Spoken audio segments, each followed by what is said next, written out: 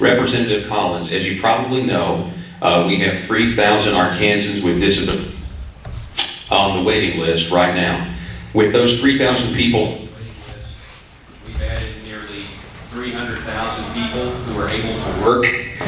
Why should taxpayers be forced to continue to pay for this new welfare program when we are already failing to take care of those who do need our help?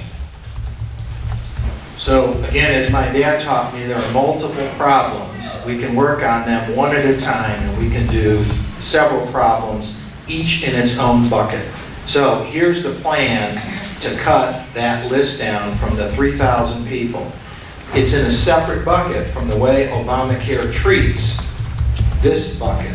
In order to make that one work, what we're proposing as a healthcare task force is a $1 to $1.5 billion cost curve reduction in the base Medicaid budget.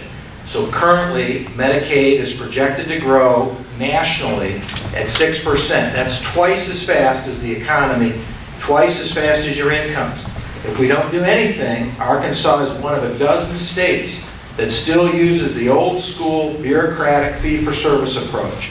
If we don't make a change in that, the Medicaid budget is going to break us. If we make a significant change, we'll be able to bend the cost curve so we don't need as much incremental tax money 5 years from now.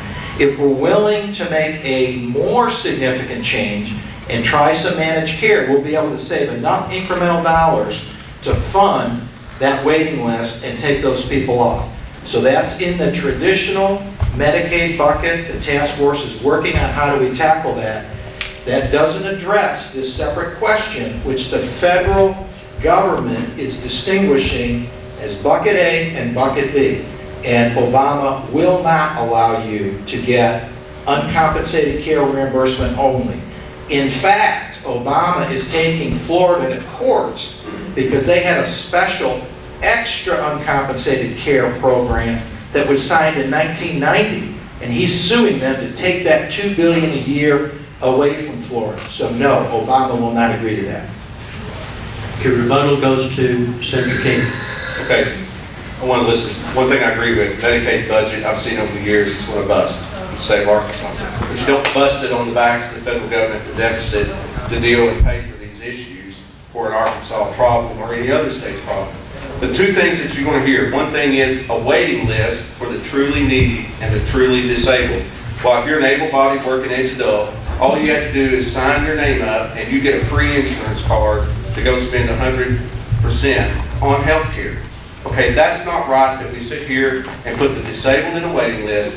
Representative Collins and them are working on an issue. Texas, okay, we all point to them as a conservative state and they're doing all these great things. They've taken care of the waiting list. Missouri, to the north of us, is taking care of their waiting list. Okay, so we've got options out there to look at to help take care of these people that are the truly needy, but the fact is we're not. That's why they're on a waiting list. An able-bodied working age adult gets to go to the front of the line. And when you have a Medicaid program like that, that's just the backwards way to do it. The needy need the care first, the able-bodied working age adult needs to be last.